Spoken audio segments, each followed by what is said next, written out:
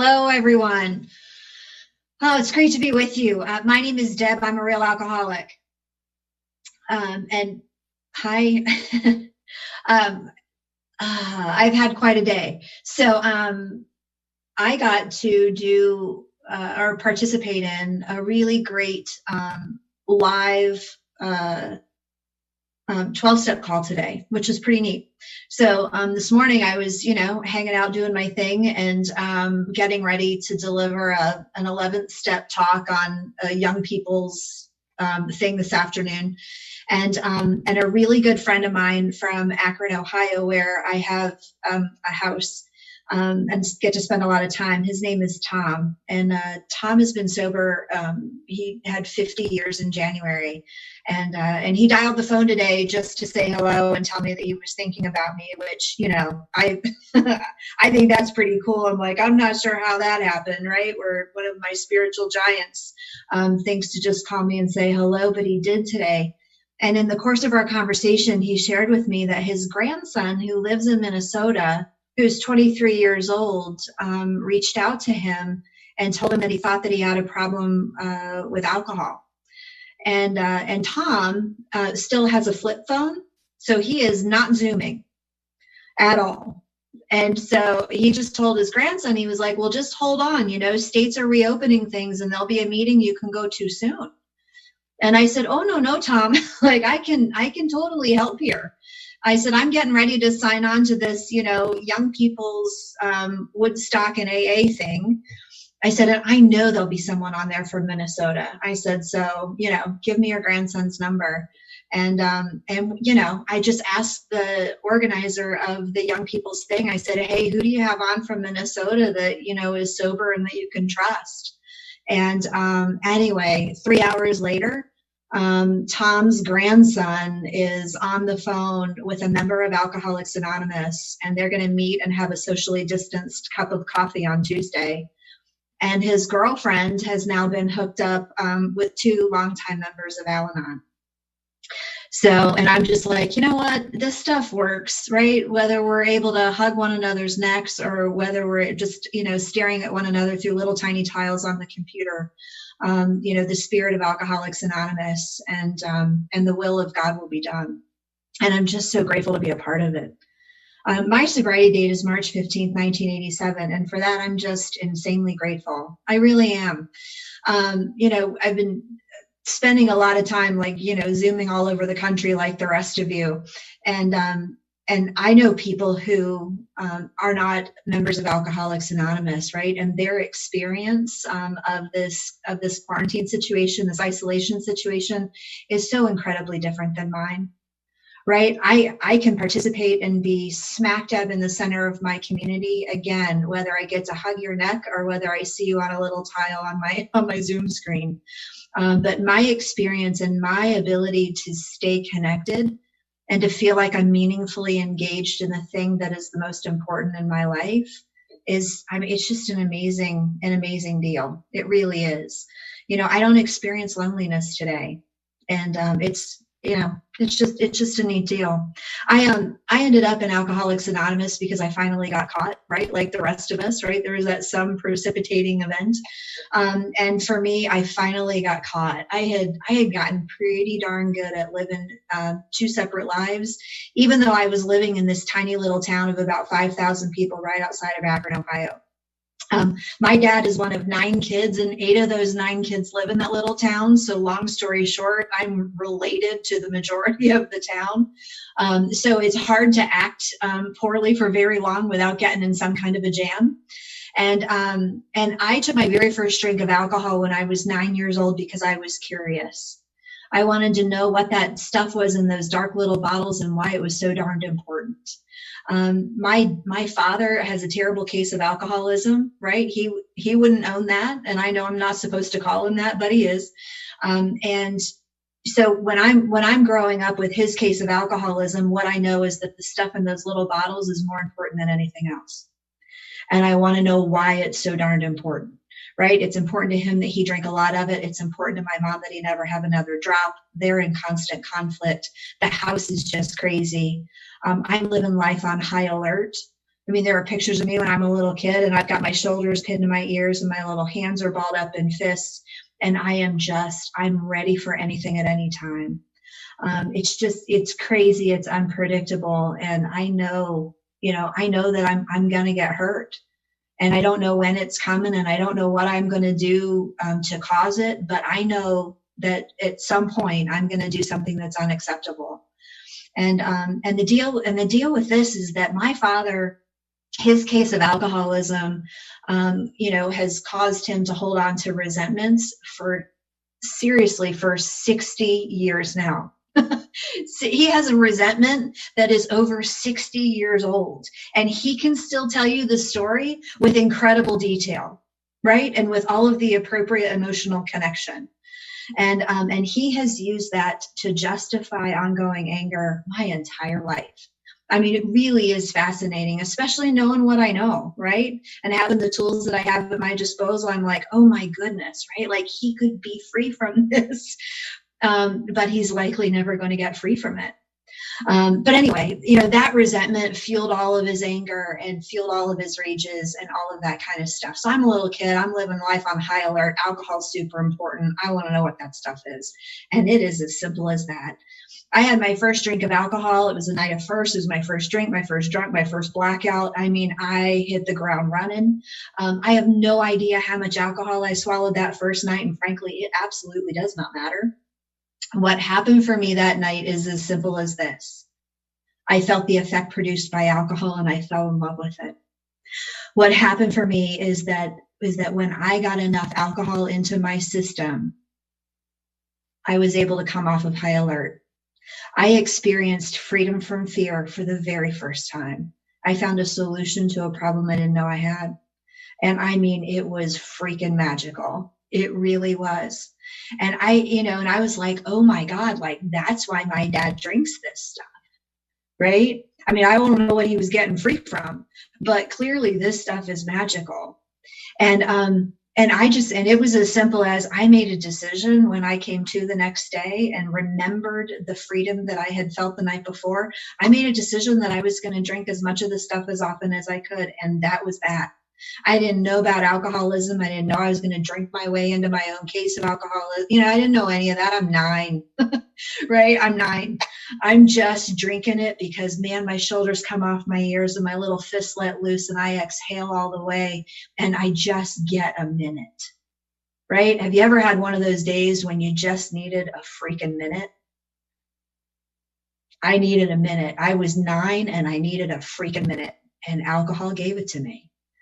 And so that is why I drank over and over and over and over.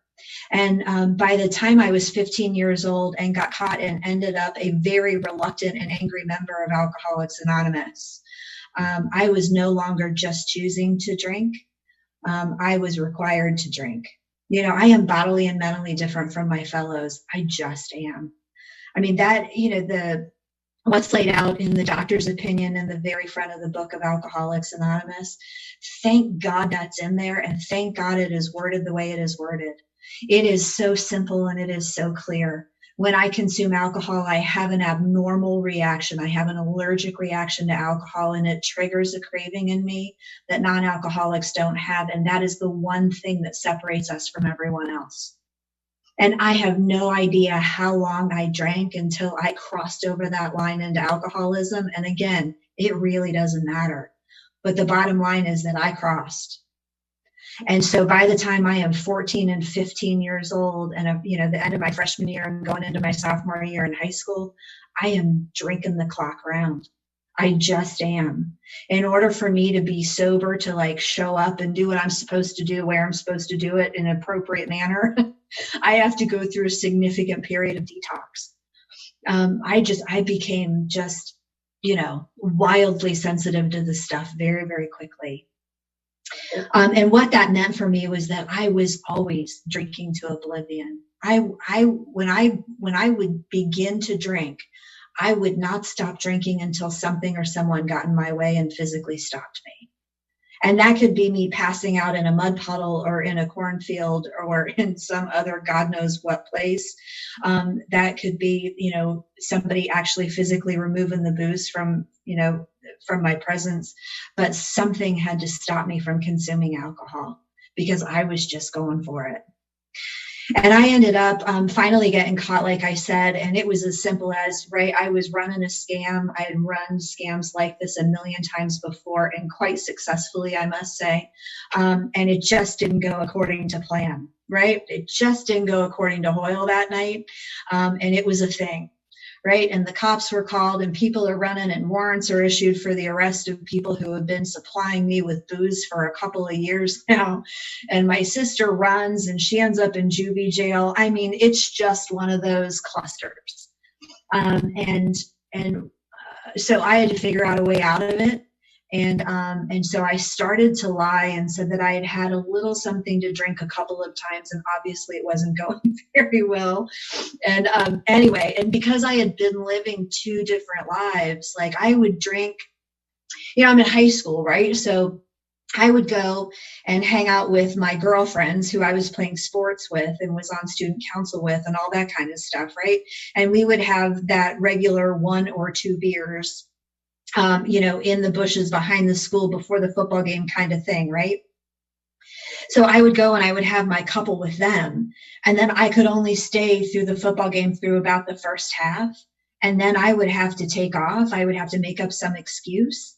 And I would have to go walking and I would have to cross the tracks and I would have to go hang out with the people who drank the way I drank, right? Like I could start with the other kids so that they didn't, but I couldn't finish with them because I knew that my drinking wasn't like theirs. I knew that I was having consequences of drunkenness that they weren't having. I knew that I was walking around with a layer of shame and guilt and remorse and terror that they weren't walking around with. Right? I was drinking differently. I was experiencing life differently. I was working overtime to clean up messes. And I was so drunk all the time. I wasn't able to keep things straight. And so when that debacle, finally happened and I'm trying to wind my way out of it. And what happened was the adults in my life, they all got together and they were overreacting, right? That's the way I told the story. They were all overreacting at the same time. And their overreaction equaled me having to go into a treatment center 2 weeks from that point. And I don't know why the 2 weeks. I'm not sure. Maybe they didn't have a bed. I don't know. It was 1987. And so it was all the rage, right? To send your adolescent, kid who was causing you problems off to a treatment center. So maybe they didn't have room. But anyway, I entered Glen Bay Hospital in downtown Cleveland on the Saturday after Thanksgiving in 1986. And what had happened for me is that in that 2-week period, I was trying to do a little recon, right? Because you cannot properly plan for your escape from an institution if you don't know what the institution is like. So I'm trying to figure out, what is the schedule? Do the counselors, are they there all the time? Do they sleep? How do I get out of there? Where's this place located? Because I am not planning on going into this place and actually staying physically sober, right? Okay, so it's a treatment center. I don't know much about that, but I am not planning on getting sober. I am planning on, right, checking my boxes and showing up and smiling and acting right during the day. And then as soon as I can, slipping out of there at night so that I can go get a little something to drink, right? I think that I'm just going to act in there like I was acting at home. And I found out that they locked the adolescent unit and that I wasn't going to be able to get out of there and that they were actually going to make me be physically sober. I don't know about you, but when I was faced with the idea that I was going to have to be physically sober, there was a brand of terror that came over me that I was not okay with. Absolutely not okay. And so I decided that I was not going to go into that treatment center. Here's the thing. I am 15 years old. I am drinking the clock around. I can't execute a plan anymore because everything is just a drunken mess. I am now filled with so much shame that I cannot breathe. the relief that I was getting from alcohol when I began drinking, I was no longer getting that relief. Alcohol, it just wasn't working anymore. I wasn't interested in getting sober because I don't know that there is a way to get sober and to actually end up with a life worth living, right? That's not information that I have. I know that physical sobriety hurts because when I got to do it, it sucks. And I'm just not interested. I am not interested. And I'm tired. I'm tired, right? I don't know how you get that tired, like that bone, soul weary tired, but I was that bone and soul weary tired at 15 years old. And so I just decided that instead of going through this mess and having this period of physical sobriety, which I knew wouldn't last, instead of being that uncomfortable, I was just going to drink myself to death. And so I set out and I did everything I could to make that happen. Clearly it didn't happen, or you'd have a different speaker tonight. But what that did is that it put me into that treatment center on the Saturday after Thanksgiving in 1986 in a complete drunken stupor and blackout. That treatment center in the late 80s, they didn't believe that adolescents were real alcoholics, so they didn't put me through medical detox. They just put me in a room where everything was bolted to the floor, threw me a set of hospital pajamas, and let me shake it out. And it took me a couple of days before I actually came to and came all the way out of my blackout where I could maintain some consciousness. And it took me the rest of a 10-day period to become constitutionally capable to do things like keep water down and have a little oatmeal and sit upright and do those kinds of basic things. I don't know, again, I don't know how I got as sick as I got, as quick as I got there. But I did. And I will always remember coming off of alcohol in that treatment center. It was an impressive time in my life. Impressive. I have a sister. My sister, her name is Diane, and I talk about her with her permission. My sister is not quite 2 years older than I am, and she and I growing up, we looked absolutely identical. My mom used to dress us like twins when we were little kids, right? I was always a little big for my age. She was always, whatever. So our mannerisms are the same. I mean, just the whole thing.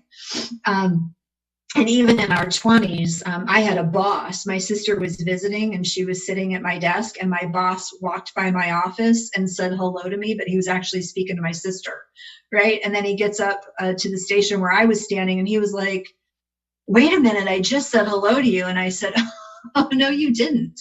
I said, I've been standing here for 10 minutes. And he was like, no, I swear to God, I just said hello to you, right? And it turns out it was my sister who happened to be sitting at my desk. But she and I ran scams together. I mean, she's my person, right? I mean, we survived my father's alcoholism together. There was not a plan I was hatching where she wasn't part of it, right? I always had her back. She always had my back. It was just the way it went. I had never spent any appreciable period of time away from my sister. I mean, she's just my person. And what happened was when I went in, like that night where, everything fell apart, my sister ran and she ended up in juvie jail, and it was a mess. And here's the deal. I drank and my sister did drugs. I didn't do drugs and she didn't drink. That way there was no conflict of interest between us. And so when I go into that treatment center, I spend my 10 days. I go downstairs because they're going to keep me for this full-fledged, treatment program thing. And as soon as I get downstairs, they call a code and they go running back upstairs to where I just came from. And I grabbed one of them because growing up the way I grew up, I don't like things like unexpected noises or things that move too fast or shadows or big people. Like I need things to be really like calm and predictable, right? Because I respond to that stuff. And they call a code and people go running, and I physically grab a full-grown human and I stopped him and I said, what's going on? And he said, your sister's here. And what happened was they tricked my sister, right? They were like, hey, it's been 10 days. Don't you want to go visit Deb? And my sister's like, of course, right? Because, she's my person. And so they get her up into that assessment place where I had just walked out of. And when they got her in there, the door closed and locked behind her. They tossed her her own set of pajamas, and she tore the place apart. So they called the code to restrain her. Anyway, and 10 days later, my sister comes down to start her own treatment program. And I was like, oh, thank God, right? Like, I knew she was up there, and I couldn't wait to see her. Just could not wait to see her. And so my sister gets down into that treatment part. I was now sober 20 entire days against my will. I don't know if you've ever had to be sober against your will, but it's not fun, right? So I'm sober 20 days against my will. I'm learning as little as possible in treatment because I'm not signing up for the stuff you're selling. So I'm learning as little as possible, but trying to fly under the radar. My sister comes downstairs. I go running up to her. I was so happy to see her finally, right? Because I knew that I couldn't figure out a way to break out of that place, but the two of us together, like, we would figure it out, right? There was a code to be cracked, and she and I could handle it. And she was so mad at me. She just said, don't go to sleep. She said, it is your fault that I'm in here. And it turns out that when I checked into that treatment center and I was in a blackout for a couple of days, not only did I get honest about what I had been up to, but I also shared a little information about what my sister had been up to. And she was so mad. She was so mad. So she didn't talk to me, right, for the entire length of the rest of the treatment that I had left. And when it was time for me to leave there, she still had 10 days left in that treatment center. She grabbed me when I was getting on the elevator, and she just looked at me and she said, you do not relapse until I get out of here. She said, you will not be out there drinking when I'm in this place because you're the one that put me here. And I was like, fine, right? And so I went home from that treatment center, and I'm telling you what, the only thing that I wanted to do was to have a drink. That was the only thing that I wanted. I wanted it every day that I was in that treatment center. I was sitting in the middle of the solution and couldn't touch it. I was sitting in the middle of the solution and couldn't get anywhere near it.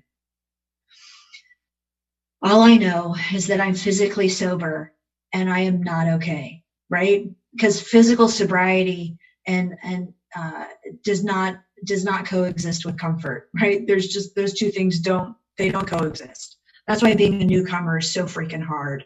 Oh man, is it hard. And try being a newcomer against your will, right? It's that much harder.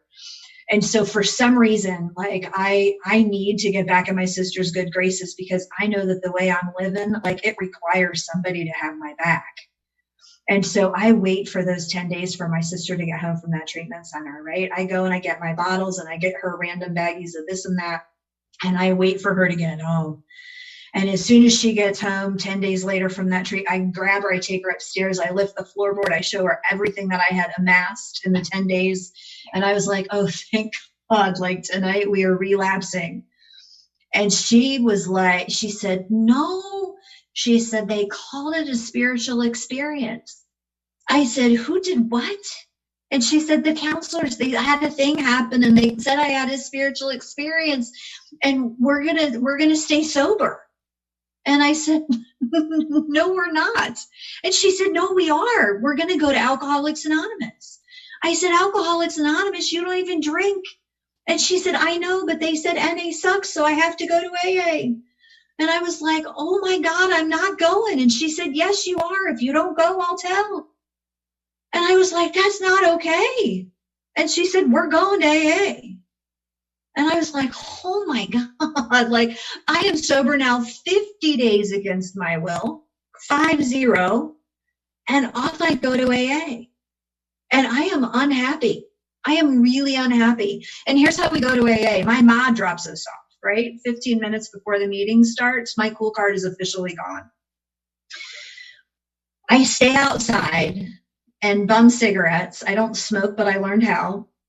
And I bum cigarettes and I stand outside long enough to be late. So I walk into every AA meeting late. In Northeast Ohio, 33 years ago, the majority of AA meetings are held in church basements with concrete floors and metal folding chairs. And I'm here to tell you that when you drag a metal folding chair across a concrete floor, it makes a lot of noise. And for some reason, that just made me so happy. right? Because I didn't want to be in the meeting of Alcoholics Anonymous. And so I decided somehow that I was going to punish all of you for being there, right? I mean, it was just, it's the logic of a newcomer. And it's the logic of a newcomer who's also 15, right? So I was going to cause as much of a disruption and as much drama as absolutely possible, right? So I'm going in late. I'm dragging my chair. I don't even like coffee, but I have 3 cups at every meeting. So I'm up, down, up, down, up, down. We still smoked in meetings, right? So since I was learning how to smoke, I was bumming cigarettes from everybody sitting around me, right? So I'm fidgeting. I'm making noise. I can't keep my seat. I'm a wreck in every meeting of Alcoholics Anonymous I go to. And the president of AA, his name is Mac Shadburn at the time. Mac Shadburn had been sober since Christ was a child. I mean, the man had been sober a long time. And Mac ran Alcoholics Anonymous, right? Him and another woman, her name was Jane. And Jane was this, beautiful old lady who would sit in the very front of the room, right in front of the podium, and she smoked cigarettes on an extender. She was one of those, right? She got the only crystal ashtray in the whole place, right? The rest of us are using these other ones that you can never get clean. It was a perfect job for a newcomer to make them scrub ashtrays because they were never done. And anyway, and Jane and Mac, they would argue with one another out loud when something went awry in the meeting of Alcoholics Anonymous. And I mean, like, out loud. And it was the meeting that I'm speaking of. We had lots and lots of speaker meetings, rarely a discussion meeting. I'm not sure why the tide turned on that, but so be it. And so if you would misquote something in the big book, I mean, just to say, you better have your facts straight, right? Because Jane would say, I don't remember reading that. And Mac would say, it's on page 72. And she's like, what's on 72? They didn't quote it right. I mean, and they would argue out loud in the meeting, right in the middle of your pitch. So, I mean, they were quite a pair. Anyway, I avoided Mac, right, because he was the power broker, and I avoided Jane because Jane was super sweet. She knew and loved everyone, and I wasn't going to go anywhere near her, right? He's got the back of the room locked down. She's got the front of the room locked down. I'm sitting, toward on the other corner away from Mac, as far away from Jane as I could possibly get, and I'm sneaking out of every single meeting of Alcoholics Anonymous early. I'm not going to get in your circle. I wasn't raised in church. I wasn't raised praying. I have no concept of God whatsoever. The only higher power that had ever been in my life was my father, because his mood determined my mood, and that's just how that went. I didn't know the words to the Lord's Prayer, and I wasn't going to learn them because I wasn't staying. So I'm sneaking out of the meeting one night early, like I had always done, and I am sneaking this way and looking that way, trying to make eye contact with my sister to say, I'm out. And I bumped into Mac. Mac was standing in the doorway, and he had gotten up out of his chair, and he just looked at me and he said, get in the circle. And then he went like this. And so I went and I got in the circle, right? I was like, uh-oh, like I'm in so much trouble. So I get in the circle, and as soon as the prayer is over, I went to leave, and Mac hadn't gotten in the circle. He's still standing in the doorway. And he just looks at me over top of the little reading glasses he would wear on the tip of his nose. And he said, are you alcoholic? And I gave him the only answer that I had at 15 years old, which was, and he said, can you control your drinking? And I gave him the only answer I had. Because I was like, I don't really, I never tried to control my drinking. Like, when I start to drink, I'm going for oblivion, man. Like, what am I going to do? Have a couple of cocktails and watch Scooby-Doo after school? I mean, let's get real about this. I am going for relief, right? And relief is elusive. So I keep passing right by relief and going to oblivion. Like, there's no controlling my drinking. That's not how I drink. But whatever, old man, right? And he reaches into his pocket, he hands me a $5 bill, and he said, here's $5, go find out. We're tired of you treating Alcoholics Anonymous like a joke. Like, you're a complete disruption and you got to go. He said, go try to control your drinking. And if it works, I never want to see you again. And if it doesn't work, you get back here. And I went and I found my sister and I was like, go get your $5, man. We are out of here. I was like, finally, somebody with some authority, right, understands what I really need. Oh, and so my sister and I, we relapsed, right? She went and did her, random baggies of this and that. And I was drinking, and I was going to have 3 shots and 2 beers and just take the edge off, because here's the deal. Like I am sober now, gosh, like 3.5 or 4 months against my will. Like everybody's still all up in my business. I get it. I was drinking a little too much. I was hanging out with people I shouldn't have been hanging out with. I got it. Like, I'm not going to drink like that anymore. I have learned my lesson. I got it. And so I'm just going to drink enough to take the edge off. Like, I got to get these shoulders off the ears, man. I got to exhale. I have not had any relief at all for months. And I got to get this done. But I'm not going to go to oblivion. I'm not going to cross the tracks. I'm not going to experience the things I experienced. I've learned my lesson. And I had my 3 shots and 2 beers, and they kicked in. And the thought occurred to me that I think that I just got my equation a little bit wrong, right? Like 3 shots and 2 beers. Maybe I really needed 4 shots and 3 beers. And so I had just a little bit more and a little bit more and a little bit more and a little bit more. And what happened for me, which all of you know, is that when I swallowed alcohol, the phenomenon of craving was triggered. And what that means for me is that I am going to drink until something or someone gets in my way, period. And that's what happened to me that night. That was March 14th, 1987. I came to the next day. I was filthy. I was black and blue. I hurt all over, and I was sick. And I came to, and I walked into the bathroom, and for some reason I looked at myself straight on in the mirror, which I hadn't done for a couple of years. And I was just devastated. And I heard 2 things. One thing I heard was Max Shadburn, and he said, if it doesn't work, you get back here. And the other thing I heard was a voice that said, you will always drink just like this. Just like this. And I was like, oh my God.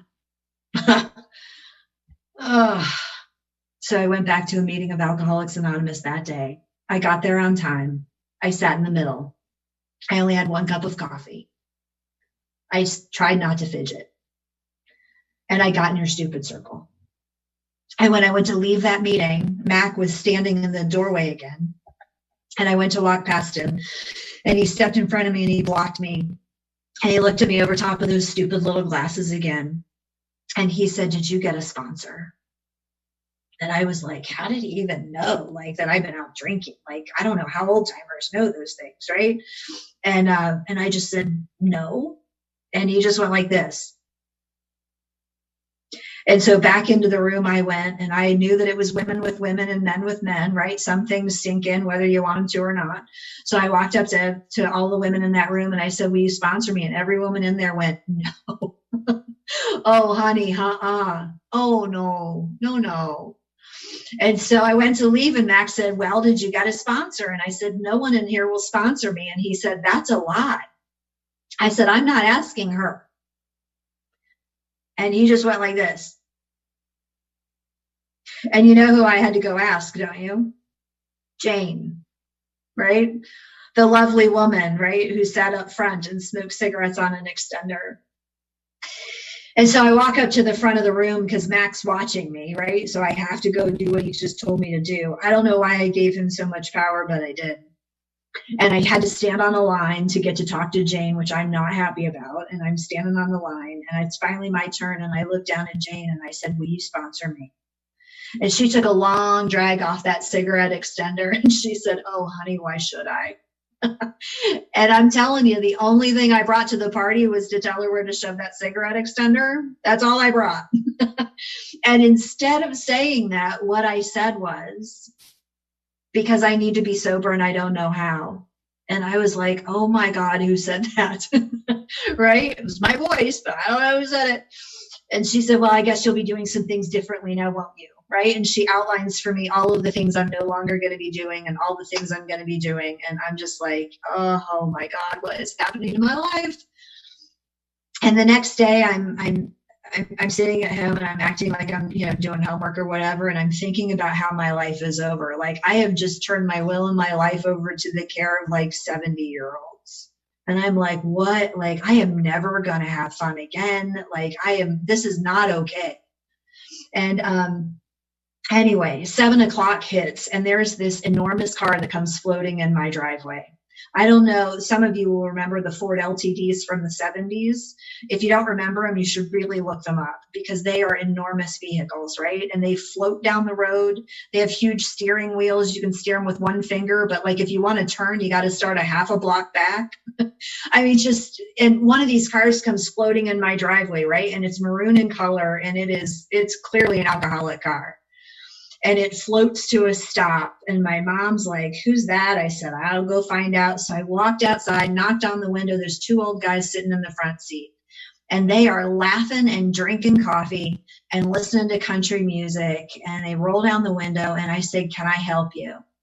And they said, Jane sent us, get in the car. And I was like, no, I'm good. Like I went to a meeting of Alcoholics Anonymous yesterday. I'm completely sober. I'm good. And it was like, I didn't even say anything. They just looked at me and they said, Jane sent us, get in the car. And I was like, no. And they just looked at me and I was like, and I walked in the house and I was like, Ma, AA's here. And she was like, okay, honey, have fun. And I was like, you gotta be freaking kidding me. So I go out to the car and I get in the back seat of this Ford LTD. And I'm here to tell you, you can fit 12 newcomers in the back seat of a Ford LTD, right? I mean, those things, anyway. So I'm sitting in the back seat of this car and off we go to a meeting of Alcoholics Anonymous. We get there early because it is one of their jobs to teach me how to set up a meeting of Alcoholics Anonymous and how to make the coffee. It turns out that in Alcoholics Anonymous, you have to learn how to make coffee that bad, right? It's not natural. You really have to work at it. And so they teach me how to make coffee in those really tall coffee pots, where you make like 1,000 cups at a time. And we go to the meeting and I'm sitting there and there's White Hair Row, right, with all the old timers that come in and they all sit along the wall and they take the inventory of the speaker and the whole deal. And I don't remember much about, the content of that meeting. As soon as the meeting was over, and of course we had to clean it all up, right? And the meeting's cleaned up. We went to leave that place and they turned left. And I was like, fellas, I'm pretty sure that I think you have to go right to take me home, right? And it's as if, again, like I wasn't even talking, because here's the deal. After meetings of Alcoholics Anonymous 33 years ago in and around Northeast Ohio, you didn't get to go home after a meeting of Alcoholics Anonymous. You got to go to the freaking donut shop first. And you know what you did at the donut shop? You ate sugar donuts, you drank fully caffeinated coffee, you smoked cigarettes, like somehow they were going to shut down North Carolina and stop rolling them, and you rehashed everything that you just talked about at the meeting of Alcoholics Anonymous, right? And if it was a speaker, the speaker's inventory would be taken at the donut shop. They call it taking the pulse. And so I'm sitting at the donut shop with all of these old people and I'm like, oh my God, this is my life. This is my life, right? And they're like, I'm getting home at 11 o'clock, right? Like, 70-year-old men are dropping me off at my house at 11 o'clock on a school night. And I'm like, this is ridiculous. And what happened was every single night of the week, there was another car that rolled into my driveway at 7 o'clock with different old timers in it. And what had happened was they'd called a group conscience meeting and they said, look, these girls are ruining AA. They got to go, right? Mac was like, they got to go. And in that group conscience meeting, he had everybody convinced that we had to go. He's like, they're not even alcoholic anyway. I don't know why they're here, but they're ruining AA and they got to go. And there was one man sitting in the back of that room. His name was Bill Long, and Bill Long never talked, ever. Just one of those quiet guys, right? He's the guy that makes the coffee that you always know is going to be there, but he's never going to say much. And Bill Long raises his hand from the back of the room for that emergency group conscience meeting. And he said, well, the way I see it is that God gave us those girls, therefore they're our responsibility. And we should probably try to put them onto the program of Alcoholics Anonymous, don't you think? And he turned the room on a dime. And Mac said, yeah, but it says in the book. And they said, that's fine, Mac. You can encourage them to go out and really figure out if they have alcoholism. And somebody says, but who's going to sponsor them if they come back? And they all looked at Jane. And Jane said, I don't have the energy to sponsor those girls. And they said, Jane, if you'll sponsor them, we'll all help. And so the group of Alcoholics Anonymous took me on as a project. I had someone sitting in my driveway every single night at 7:00, waiting for me to get in another big old ugly car and go off to a meeting of Alcoholics Anonymous. And what I can tell you is that I got sober sitting in donut shops around Northeast Ohio after meetings of Alcoholics Anonymous. That's where we read out of the big book of AA, page by page, line by line. We read the big book together. That's where these folks, they would sit and they would tell me their stories, right? Their stories of being restored to a proper place in their family, restored to a proper place with their positions, proper positions in society. They would talk to me about forgiveness. They would talk to me about God. They would talk to me about making amends and about freedom. And they would tell me stories that were so enticing that I wanted to be on the program of Alcoholics Anonymous. And you see, Jane was dying of lung cancer, as was Mac. They ended up dying within 2 months of each other. And that's why Jane said, I don't have the energy to sponsor those girls. And they said, if you take them on, we'll all help. Right. And so that entire, right, I had a crew for every night of the week. They had also taken the big book of Alcoholics Anonymous and the 12 steps, and they had divided up the responsibility for the program of Alcoholics Anonymous. They taught me how to be a member here. They taught me how to come all the way in and sit all the way down. They walked me through building a relationship with God. They taught me how to pray out of using the tiny little prayers that are throughout the big book of Alcoholics Anonymous. They helped me write an inventory. I mean, they absolutely tricked me into, right, or talked me into taking every single action that's outlined in the big book so that I could become a sober member of Alcoholics Anonymous. And every time I'd be like, I'm not coming back. I'm not going to do this anymore. They'd be like, don't quit before the miracle happens, right? Like, give us another month, right? Just finish that inventory first, and then you can go. Finish making your amends first, and then you can go, right? Just finish the work, and then you can go. And I can tell you, I got sober on the shoulders of giants. They gave me a foundation in Alcoholics Anonymous that is 100% unshakable. I've been sober now 33 years, right? They kicked me out of the nest when I graduated high school. They made me go to college, right? I had some retired steelworkers that hadn't even graduated high school, and they're sitting at the donut shop filling in college applications for me because I had refused to do it, right? I wanted to stay in that little town and just get a job at the factory because I was getting really good at spades, right? And the bottom line is I finally belonged somewhere completely for the very first time. And so they sat at that donut shop and they filled out that paperwork, and somehow I got into college and they made me go, right? They kicked me out. And I'm sitting here today, guys, and I'm sober over 3 decades. I have a couple of degrees. I've had a career that I've just absolutely loved. I've lived in now 13 different communities, like literally every 2 or 3 years I'm moving, but lived in 13 different communities. I've experienced Alcoholics Anonymous all over this country and in some foreign countries, but I've been a member of a home group in 13 different places. And I can tell you that no one place looks exactly like the other place. And there are lots and lots of schools on how to work the program of Alcoholics Anonymous. But the bottom line is that people are staying sober everywhere. And I have learned how to move. I've learned how to get into the center of Alcoholics Anonymous. And no matter where I live, I walk right into the middle and I sit all the way down and I get busy. And it has been just an amazing life. I've had incredible joys and incredible tragedies.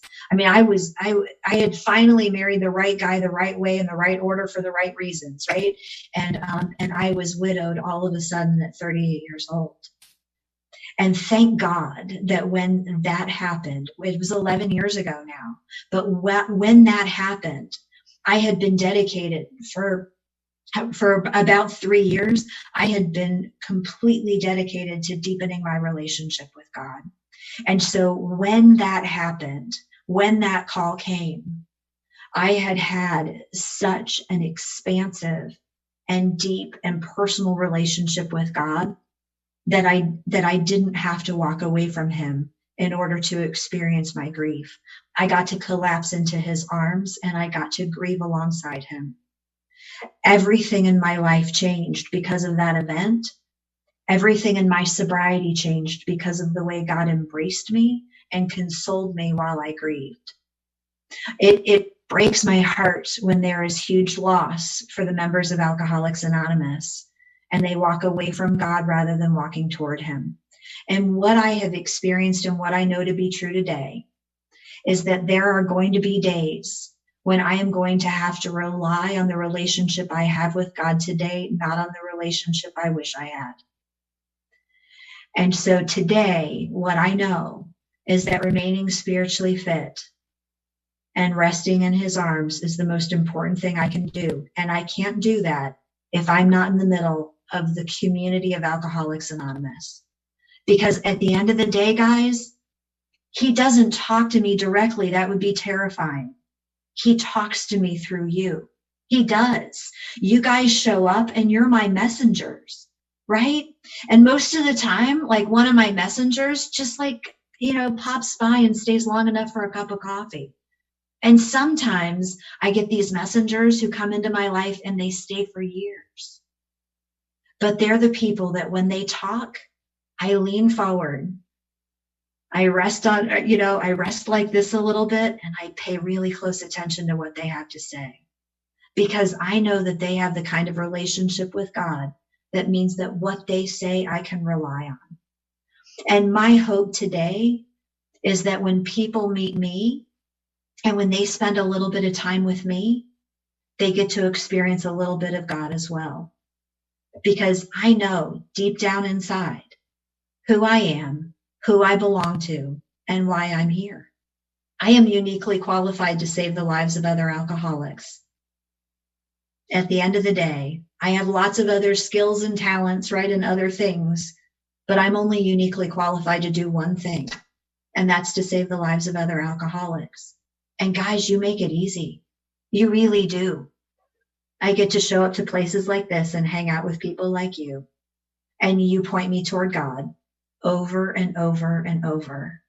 And I deepen my relationship with him. And then he gives me another one of his lost souls. This just isn't that hard, right? Simple but not easy.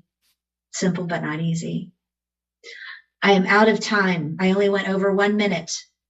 Thank you guys. Thank you so much for having me.